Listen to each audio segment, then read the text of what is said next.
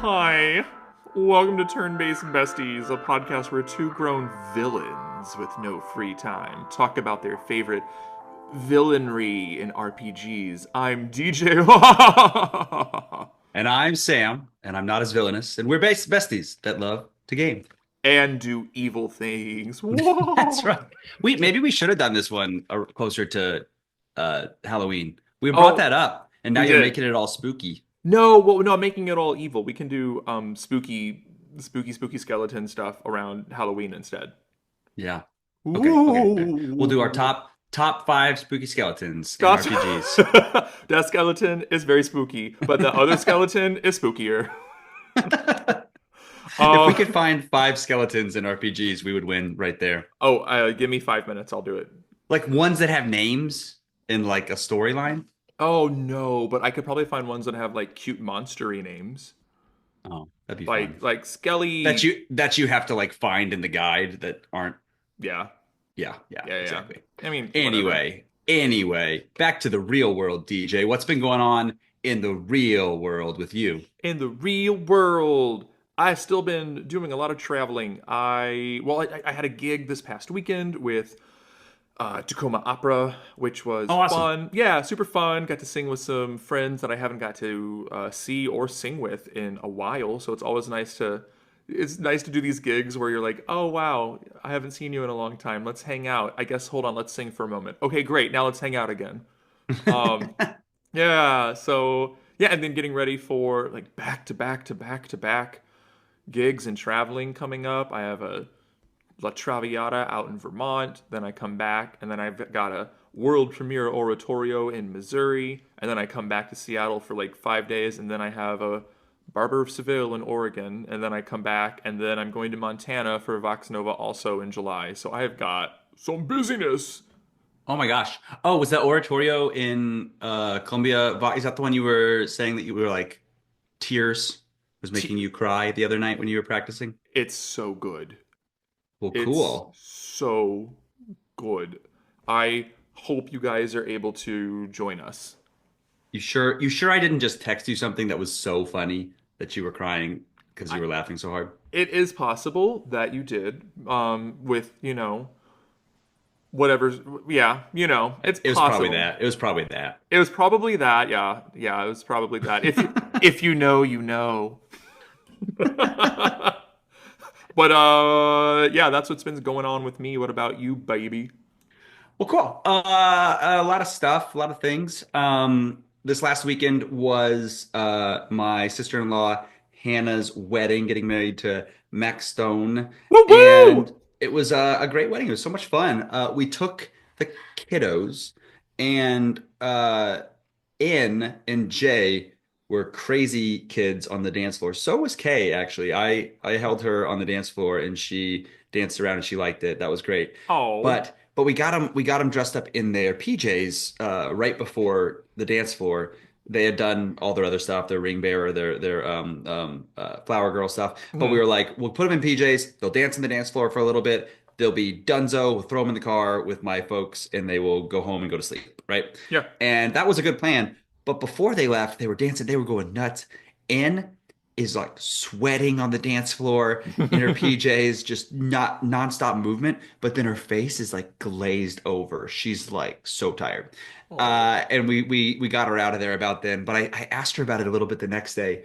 I don't think she remembers the end of the night. I think she was just functioning on like sugar and vibes and was not forming a full coherent memory there at 9 p.m. on a Saturday. I mean, it sounds like that she was a dancer at a wedding then. I mean, I also am There just were plenty of other ones that were not forming memories, but for other reasons on the dance right, floor. just sugar and vibes, baby. But anyway, so that was fun. And and also in just now in the bathtub, it was tragedy. It was calamity. Uh No. she had a little bitty scrape on her toe, tiny scrape. She knew it was there. She was deathly afraid of getting in the bathtub because she thought it was going to hurt so bad. She's like, I can't do it. Just screaming, crying, screaming, crying. And at one point in her screamings, she yells, is there some kind of shoe I could wear in the tub to protect it? And I'm just like, no, Oh. You cannot have a bath shoe to protect your toe. So we had to just kind of like suds it up real fast and shove it under the water and clean it up and then get her out and that she wailed, screamed bloody murder and whatever else. But I understand that fear. It can be really shocking to the system to put like a fresh scab under hot water. yeah, but like for a couple seconds and then it feels okay, right? Like Well, it's yeah, okay. but it's that build up, and the more that she builds it up, the more it's going to be scary. Oh, she built it up. Oh, she Yeah. built it up. And how about we build up these villains that we're talking about today, Woo woo DJ? woo! Yeah. So you had a great idea to do a ranking episode of our top five villains, and I got to thinking, like, what makes a good villain? Like, I've got some ideas of what makes a Well, good tell villain. us what makes a good villain. Well, I mean, this is just my idea. Well, layers, first of all, and I try Mm. to describe that with the villains in my list. I think that one, their traits should kind of mirror the strengths and weaknesses of the heroes, right? They're kind of Hmm. like two Hmm. sides of the same coin in a lot of Hmm. ways. Hmm. They should have flaws outside of just being evil. They should have moments of humanity. They shouldn't just be like a caricature of an evil person because Yeah, that's not really interesting. exactly. I think they should be a constant threat. I think they should have clear goals. You and I have both played games, I know, where we're halfway through the game and I'm like, why am I on this adventure Hmm. right now? Why do I hate this person? Right. Why do I hate this person? I don't understand. So, yeah, I think they should have really clear goals. And I was reminded of like everyone is the hero of their own story. And it's kind of cool when the villain believes what they're doing is maybe not right. Maybe right is not the right word, but they believe in what they're doing. Yeah, And exactly. that's, Exactly. They justify it to themselves. They yeah, have they have their own ethical moral code, which might be different than others. yeah, and that makes it interesting. And then the quote, I'm gonna mess up the quote a little bit here, but it's you either die a hero or live long enough to become a villain. Yeah.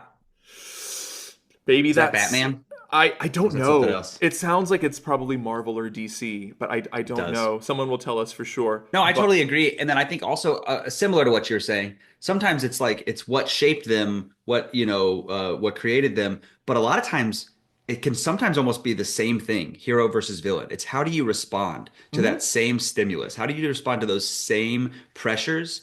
And the hero responds to act heroic and change things in a positive way. And the villain acts to change things in a villainous, negative, potentially way. Yep. In Yeah. a Uh, in a way that's usually perceived as more selfish, though not always. Yeah, not always. Yeah, yeah. And I will say, I would say for this episode, at least with the way I describe my characters, I'd say heavy spoilers for all of these games, which is too bad because Oh yeah. to know everything about the villain and their motives, you kind of have to give away the story and everything else. So we will be Yeah. discussing those things. So if you hear a game and we're talking about a villain from a game and you're interested in playing that game and you don't want to be spoiled, maybe pop off and then pop right back. Yeah. Sorry. Ooh, yeah. Just I guess scrub to the very end when we're talking about what we're Yeah, playing. they. But I think I maybe some folks are like the way my wife reads books. Maybe they want to know all about the end and then just play the game to get the story that they know how it ends. Oh, that takes away such like fun parts of the game or the book or the movie to I know she's the worst. I know. yeah, Tay, you're the worst. Just kidding. But Love you. well, let's start though. So how about you start with the fifth most villainous character in RPGs on your All list? right. My ranking is maybe it will shock people. I don't know. But it is in Castlevania Symphony of the Night, and of course, if you played any Castlevania, you know that the villain is Dracula.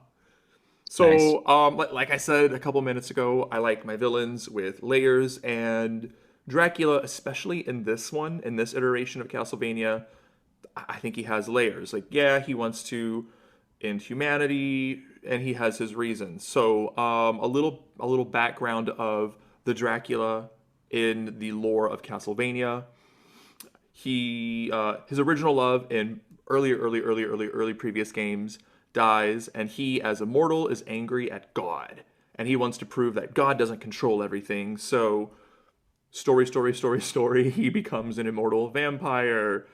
And then, as a vampire, he meets a human woman named Lisa, and he becomes sweet on her, and they have a son who is like a half human, half vampire called Alucard, who happens to be the main protagonist of Symphony of the Night. Oh, Yeah, it's an excellent. okay. It's an excellent game. We should probably play it for Halloween. Now that I'm saying it out loud, you know. Um, but yeah, when you defeat Dracula in Symphony of the Night, he even calls out to Lisa, and he feels bad for his actions for the first time, and I think the only time in the series of Castlevania, he Dracula feels a little remorse for kind of being a shithead, you know, in the game. So I think he has layers in this, the far more than any other game, at least like any other Castlevania game that comes before it. Well, So cool. that's why he's my fifth. I mean, he still is a little stock, a little villainy stock charactery, which is why he's ranked fifth and not higher. It's going to be hard to have Dracula and not have him fit some of the quintessential Dracula stuff that will make him kind of stock. You It's know what I mean? true. Because It's then he wouldn't be true. Dracula. If he didn't hit on those things, if he wasn't bat-like and had a cape and all those other stock things and was kind of evil, he wouldn't be Dracula. Exactly. But he's also, and I think this, I think I say this about a couple of the villains in my list. He's also charming, which I think strangely is a component I like in my villains. To Yeah. be not like physically attractive, charming, or anything like that, but like just it's It's a okay. You can it, have the hots for Dracula. I will. All right. I It's all guess right. I have It's the all right. hots for Dracula. I mean, come on. True Blood, Twilight, everybody's into that. Come on. Buffy. Buffy. I Yeah, I know. know. I left out the main one. I know. All right, baby, bite me, Dracula. But yeah, so yeah, my number five is Dracula, specifically in Castlevania Symphony of the Night. What about you, Sam? What's your number five? Nice. My number five is going to be one we talked about earlier on this pod. It is Eve from Parasite Eve. So this was one we played together on this game, and I just think it's such an interesting concept. It's pretty out there, but it's interesting. So it's Yeah. the whole kind of baseline of mitochondrial Eve. So biology lesson for a second, as we talked about in that episode. But mitochondria are the powerhouse of the cell, an organelle inside a little organ inside of a cell. And some people think that it used to be, or the thought is, I mean, it was a different bacteria that then was inside of the cell that became all of our cells. And so it was living kind of almost as a parasite or a symbiote in that relationship. And so then this whole thing is kind of the mindset of what if that different organism was co-evolving for, a billion years the whole time? What if it was if it also gained sentience and it had its own whims and desires and things like that, and then it broke out and it tried to take over humanity from within. And that's just a kind of a cool thought experiment, albeit super far-fetched, but it's fun to think about. Yeah. And so Eve is kind of like the breaking out of the mitochondrial parasite there, and it sees itself as superior to human beings and wants to rid the earth of all human beings because they can control energy and set things ablaze and levitate and control mutations and do all these things. So, and then also it's cool because as we mentioned, there's the similarities between the hero and the villain a lot of times, right? So Aya, the main character, also has special powers awarded to her by unlocking this mitochondrial power within. But she's using it for heroic purposes to battle against Eve and save humanity. So it's a really cool concept. It's pretty in depth. It's the most biology I've ever listened to in a game still. But yeah, just a cool concept out there, and I like that they went for it. I love, you know how much I adore that game, and I know how much it didn't check off the things that you always wanted. So I'm really pleased to see that the villain at least makes your top five. The villain did, and I think the story was the main thing I was liking too. That I liked the most about it when we Hmm. talked about it, and that this concept is a big part of the story that I like. But yeah, the gameplay aspects, jankiness, I won't rehash it, were what didn't vibe with me. But villain vibes, 10 out of 10. Nice, nice, nice, nice. For our number four, Sam, I'll let you start here because you and I have the same number four. We are going to talk about the same number four. So this one is from Live Alive. So this would be Odio, the Lord of Dark, but originally Ostred or Orsted, right? Orsted. Yeah, Orsted. So Orsted, this is what's cool, and this is what I like about this is so when you get through all the other chapters about all the Mm-hmm. other characters in Live Alive, you unlock an extra chapter, and you're like, Ooh. oh cool, what's this? What are we doing here? And so it's kind of a yeah, I don't know, predictable, kitschy knight, noble knight trying to. It's quaint, the story. You're trying to save his beloved Alethea, and she got kidnapped by this bad guy, the Lord of Dark, and when they had set to be wed. But you end up finding out later on when he's trying to save her he gets tricked into killing the king of the kingdom, and it's like, oh no, everybody hates me. I've murdered the king, and I got tricked into it, but nobody knows that. And then he's like, well, I'll redeem myself. I'll still save Alethea. And in trying to do that, this sorcerer that he thought was his friend, Stribo, ends up kind of letting it on that he's the bad guy and that he had tricked him in the first place. So he has to fight and kill Stribo. And he's like, great, I saved you, Alethea. Now come to me. But she was actually in love with the sorcerer, the bad guy Stribo, the whole time. And she like kills herself when she finds out that Stribo has died. So what we're watching, what you're going through this whole time when he has the whole kingdom against him, his true love never loved him and kills herself in front of him was his origin story as the Lord of Dark, as Odio. So he succumbs to that evil, he succumbs to that hatred, and he gives in and becomes the evil villain of the whole game. And so you thought you were just playing a new character, but you were actually playing the nemesis the whole time. Yeah, it's really cool that you only get to play the origin story of the villain near the end of the game, Hmm. which I think makes it hit way harder than if it were an option like the other seven characters. Seven characters? 7 or 8. Eight. I I can't. don't know. Eight. I can't remember. Seven. Seven. It's Anyway, seven. Yeah, like the other okay, then he's characters the there. eighth. Okay, fine. Yeah, yeah, yeah. And then the ninth. You're right, because then he is the eighth, and then the ninth chapter is when you Everybody's the other. You're round right. up your Okay. folks. Yeah, yeah, yeah. But it's so cool because he is a different iteration of evil throughout seven different time periods, and like we were talking, he in a lot of ways mirrors the heroes as well. The Hmm. very flawed heroes in Live Alive. Yeah. Yeah, that's and even without that last chapter, it's a cool bad guy because it's like having to weave one bad guy, one force, evil force through, seven different storylines that are part of complete vastly different timelines in the universe. To make that work is one thing, but then to have the origin story that you then learn about when that started is so well done. Yeah. Oh God, I love this game. It's so good. It's a good one. Yeah, we keep coming back to Live Alive, but everybody go out there and play it. It's a good Go one. go play it. Make it so popular that we get a sequel finally. That'd be cool. That'd be fun. I mean, Yeah. so many other games have taken from it and built on it, which I like. But Yeah. Yeah. Yeah. but yeah, so we love that game. But DJ, what is we differ again, starting with number three, and what is your third favorite? We do differ a little bit. So, we cannot have a top five ranking of villains without at least one of us throwing in a Final Fantasy villain. And again, I'm trying to keep us from getting, burned at the stake here. So It almost it happened during the bracket challenge. it really did. Oh, we still need to have a debrief episode about that bracket challenge at some point. So my number three, and I do feel like this too, is Sephiroth from Final Fantasy VII.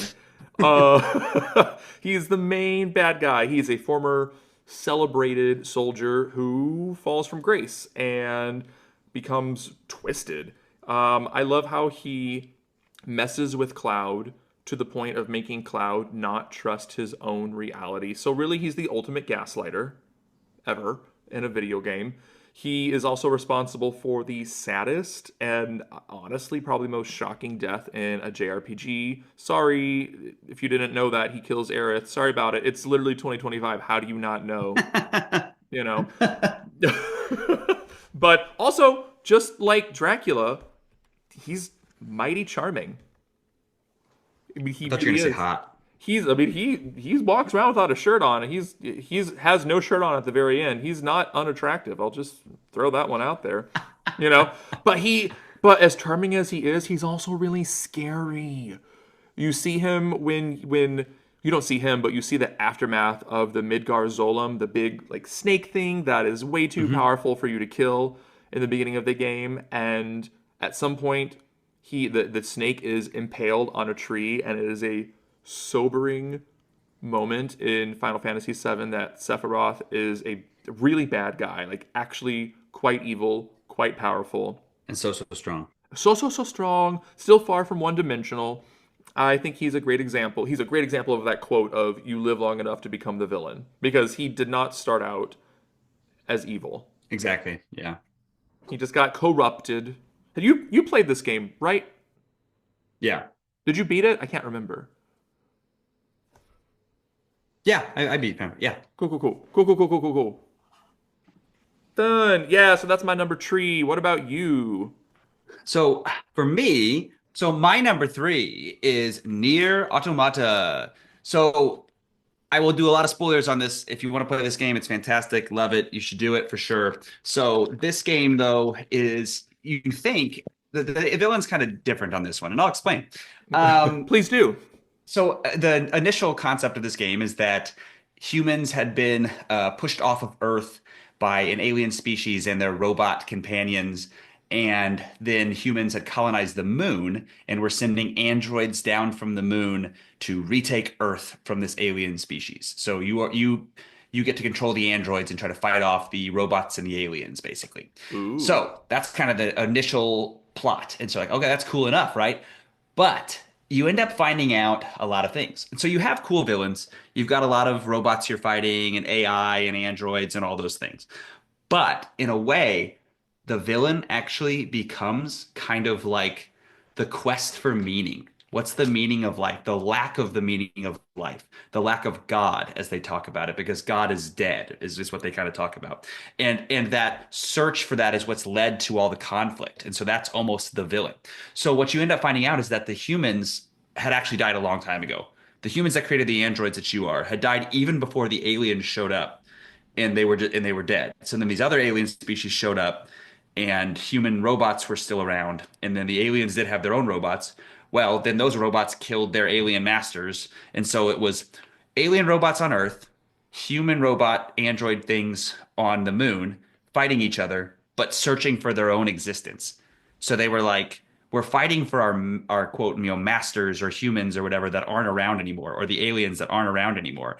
And so we're trying to search for existence. Why are we doing this? And so it's kind of interesting. And a lot of the different robots are like named after different philosophers too.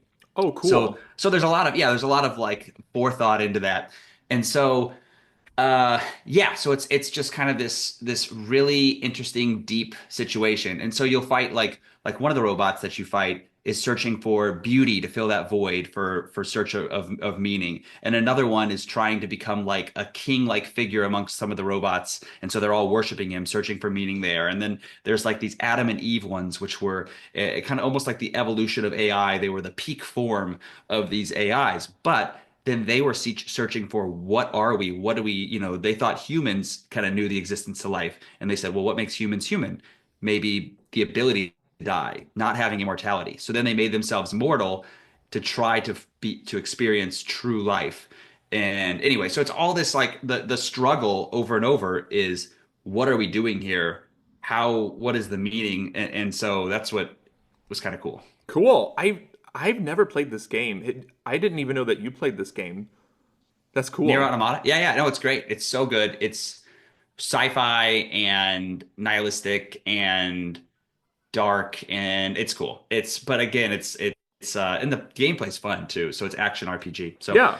maybe give it a try sometime. Yeah. No, it looks really You have to cool. beat it. You have to beat it like 5 times through. It's not like all the way through, but Yeah. there's like 5 main endings that change each time, and then there's like 20 mini endings that are kind of funny sometimes. But the 5 main ones kind of actually give you the storyline. But Oh, you like do you have to beat it 5 times like to get like a you don't true have to do ending anything. or Oh yeah, to oh get the true ending, yeah. To get oh the true cool. ending, you have to go through like the 5 times to get like the 5 endings to know kind of what's for real happening. Oh, that is a long game. It's nah, but each run through it's not that long, but compared to some other games, but it's cool. Anyway, so maybe that was too confusing. I'm still a little confused exactly on all the philosophy behind it, but it's just an interesting concept. Nice, nice, nice, nice. Yeah, so how about number two for you, DJ? Number two are silver medals here coming up, There you right? go. So my number two is Edelgard from Fire Emblem Three Houses. She also has a beautiful fall from grace, and it's a twist that I actually don't think I entirely saw coming. Like, you and I have played games. We have pretty great media literacy.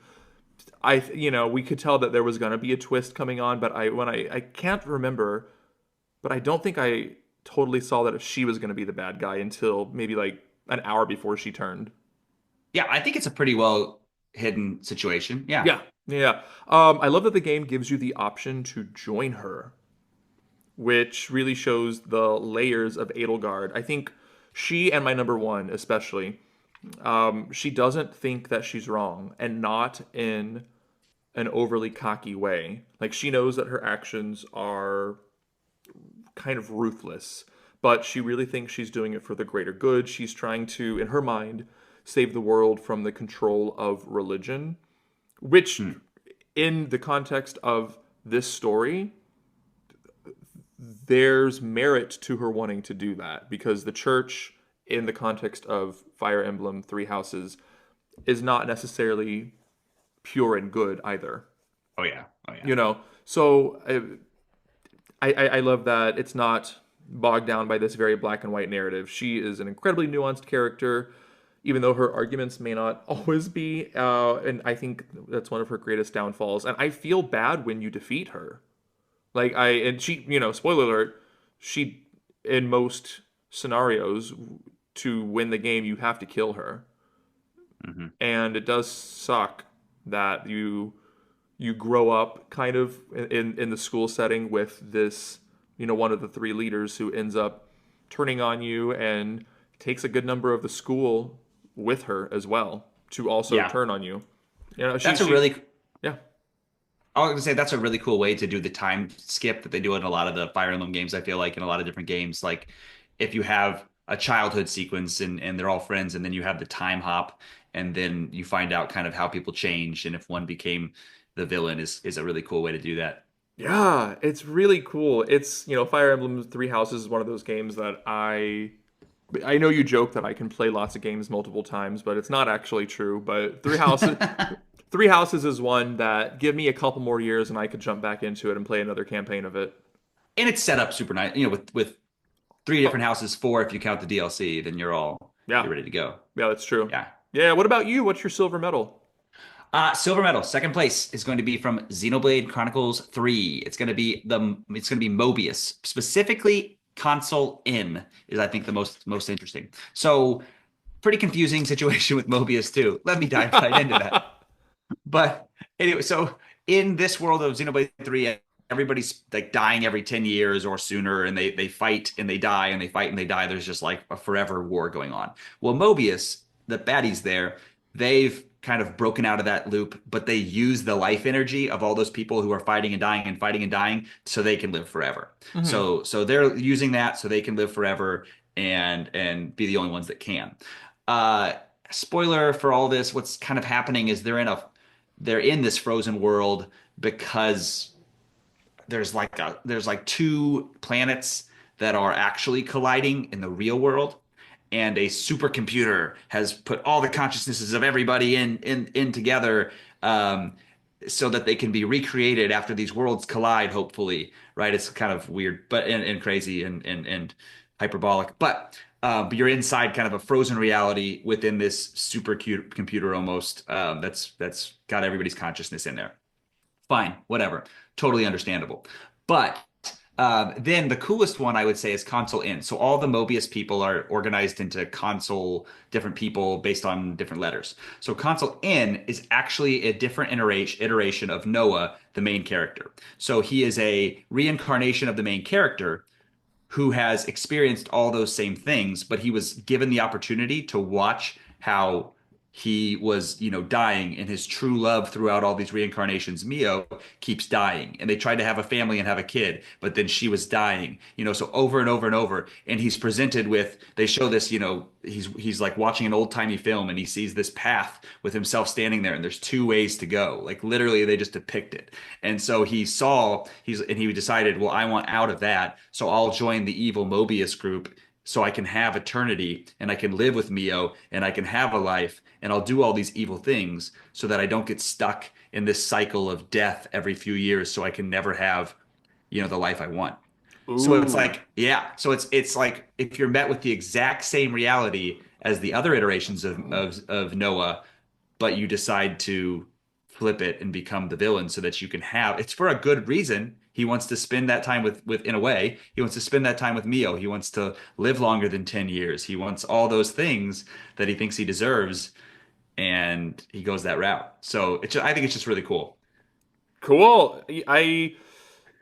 I still kind of regret not finishing the game, but I'm glad that you kind of told me how it ends just now. There you go. Yeah, I'll give. Yeah, but I think I've talked about it so many times that you should be well versed in what happens in that game. I'm But pretty much a scholar at this point. Uh, well, before we do gold medals, do you have any honorable mentions that almost made the list? I do. I do. I have two honorable mentions. Well, maybe two and a half. No, two. So from Dragon Age Origins, the Archdemon or the Blight. It is a constant threat, but it is. There are other villains in Dragon Age Origins as well, and the Church definitely being one of them as well. But it's a fun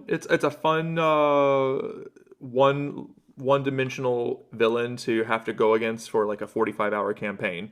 The other one that I really wanted to include, and if I could include both Lunar games, I absolutely would have this person on the top, probably number two, to be quite honest. You can include whatever you want, Boo. I could, but Galleon's a fun. This is not a spoiler alert. You see it from 1,000 miles away that Galleon is the villain of Lunar One, and the payoff comes in the second game Okay. for him. The pay. He's charismatic for sure, and I think some people might be mad at me for saying this, but I actually think he's a smidge not as layered as I'd love for him to be in the first game.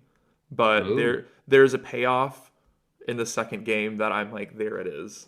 Wow. Okay. That's Okay. a layered villain right there. There we go. I'm sad that it takes, a 20-hour game and another 30-hour game to get to it. Okay. Okay. I'm also Well, really trying cool. to sell you on the game still too. I'll play it. No, I'm gonna play it. I just have a lot of things I'm playing. I know, I know. What's Speaking of, speaking of, yeah, what's one of your honorable mentions? well, so I just played like 5 hours or 6 hours of this game today. I jumped into Claire Obscure Expedition 33, and I am intrigued by the Paintress. So Fun. again, I'm very early in this game, but I have to think that she's a really cool villain. There's so many secrets. I have to think it's just going to keep getting better. So I'll throw her on here as an early honorable mention. But Nice. yeah. So I'm super excited about that game. We'll be talking about it in the future, I'm sure. Yeah. But yeah, that would be my honorable mention at the moment. But Cool.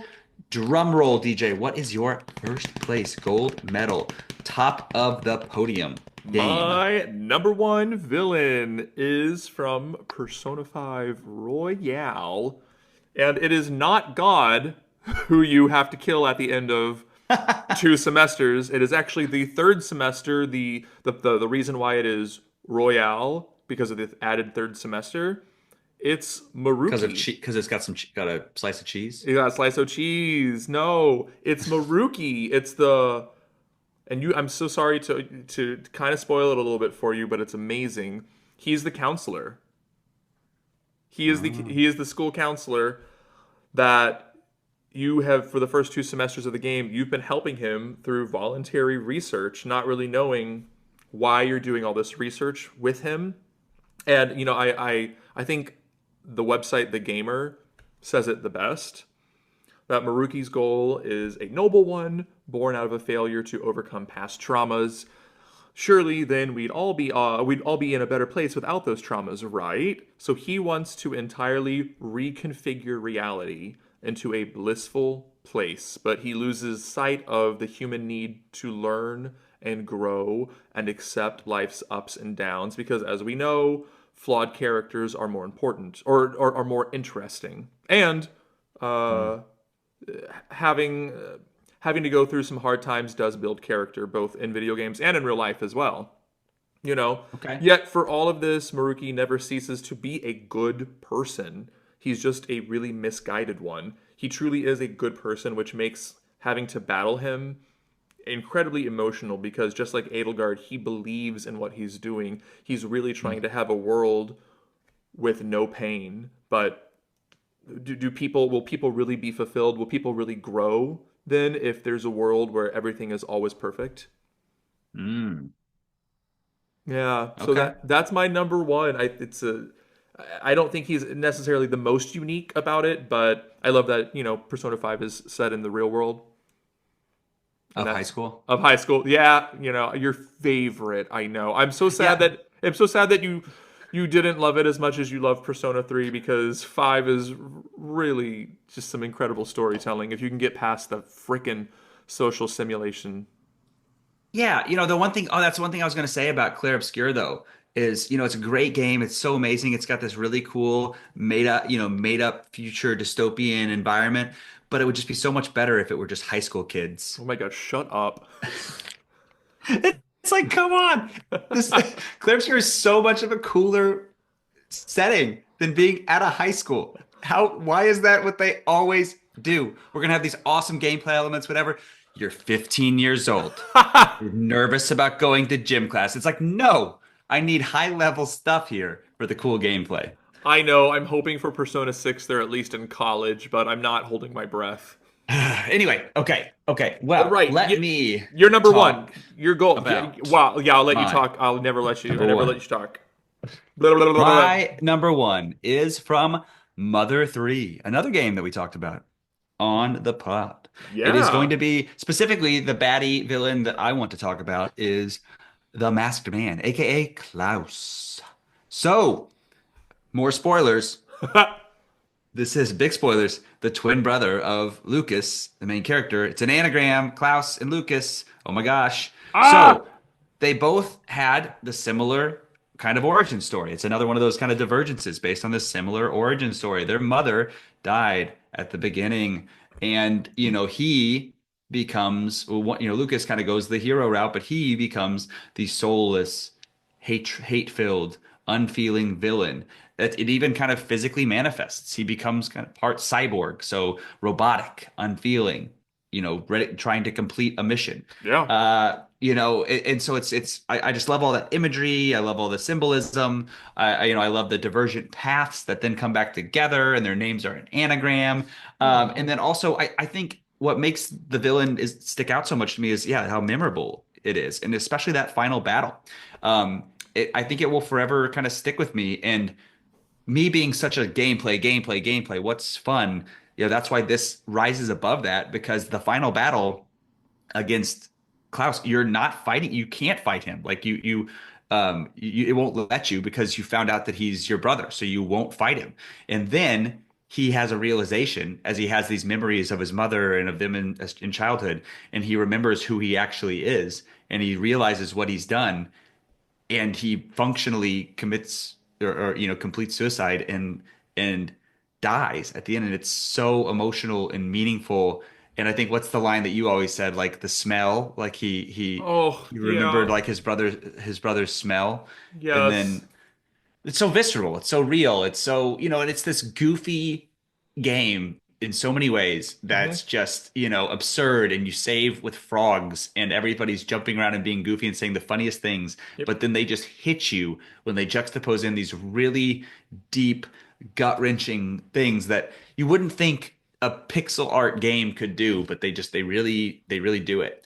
So that one hits hard. And I mean, the same themes go through all the littler villains throughout the game too. That I liked just how thoughtful it was. A lot of the bad guys are these chimera, like these mixing of different combinations of creatures, or the mechanical robot aspects with creatures. So it's the theme of the artificial with the organic, and those things kind of at odds with one another, but still combining. I don't know. I thought it was just a beautiful game, top to bottom, but really ties it with a bow at the end with your fight with Klaus. It's kind, now that I've had time away from Mother 3, and I think you and I are both liked it quite a bit, Oh yeah, yeah, you yeah. know. But now that I've had time away, it kind of is a perfect game in a lot of ways. It's a masterpiece, I think. I mean, especially, yeah. Yeah, I mean, I still hear the music, even, you know. Hmm. No, it is kind of masterful. It's so masterful, but it's so emotional that I don't know if I could play it again. I Yeah, I don't know if I and I don't replay games. I don't think I would either. I yeah, treasure the experience I had and I like it and it's good. And yeah. it's games like that that you expose me to that will make me keep trying some of the old retro games that don't always fly. But that one stuck the landing. Yeah, it did. Well, there are a number of these old games that I promise, just like Mother 3, will stick the landing. I think you picked a great first place villain.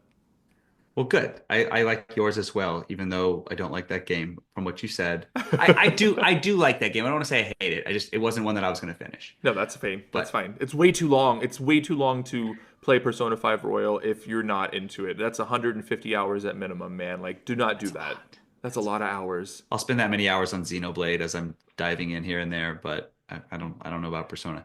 But anyway, speaking of games like Xenoblade, what else are we playing? DJ, what are you playing right now? Well, I just finished the remastered Lunar Silver Star story a couple nights ago, and I decided since my copy of Clair Obscura is not going to be in for another 10 days, and then I have a lot of traveling to do, that I figured I would pop in Lunar 2 Eternal Blue and breeze through that game and, have them both done and ready to review at some point later this year or maybe next year, and then get to kind of replay it again through vicariously through you playing it later this year. Just to, That'll happen. That'll happen. But wait, I have it written down differently. What's the name? It says Lunar 2 Oh, Electric Boogaloo. yeah, yeah, Electric You want- Boogaloo. Yeah, yeah, yeah. Back in That's what it action. is? Yeah, I think Okay, so. okay, good. Good. Okay.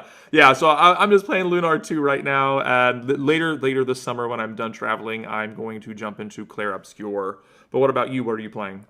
Nice. As I mentioned, I'm playing Clair Obscur all this week, all day, every day. Nice. So yeah, I'm gonna get a lot of hours into it this week. I'm loving it so far. Oh my gosh, the visuals, it's so beautiful. The turn-based is a beautiful amalgamation of so many different turn-based titles, and then also with a couple wrinkles on their own that are just it's really well done. The turn-based, it is so good. Point of order. How do you feel about the lack of minimap? Because I know that you love a minimap. I do. I do. So I've thought about it a few times. Mm-hmm.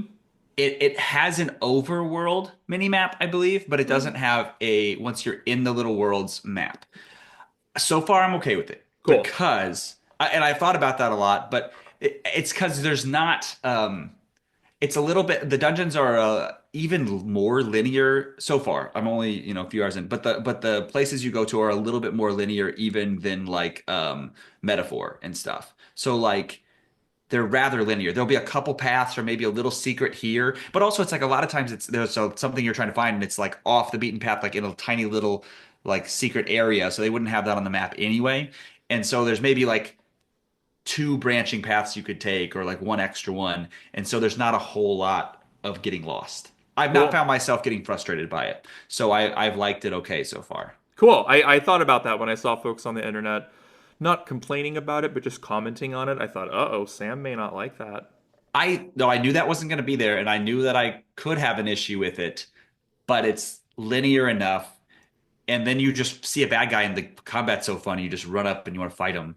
And Nice. so yeah, oh, and man, the opening sequence, the story is just uh, it gets you. It's Cool. it's beautifully done, and also it was so well done too. When you're, I hope this isn't really spoily, but it's like sometimes I feel like it's lame when you talk to people on the street and whatever, and it's like, am I getting anything out of this? But no, like at least in the opening sequence, I found every single person to talk to because I thought it was so interesting to hear how what they had to say affected the opening part of the story. Nice. So I found every person that I could talk to.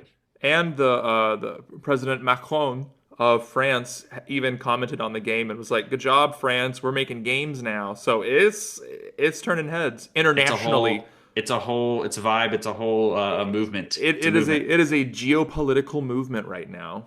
It's great. But anyway, so it's really good. I will be playing that all week, and then also some Monster Hunter Wilds because it's just fun to jump into with buds and kill some big old wyverns. Nice. And then I have so many more hours of Xenoblade Chronicles X to play. I think I'm like 25 hours in, but that's probably like a third or a fourth of the way through. So Fun. so many more hours. But that one's fun. You just hop on, you do like a quest or two, and then you hop off. And then you hop on, you do like a quest or two, and then you hop off. It's easy. Nice. But anyway, so where can they find us to chat about all these games we are playing?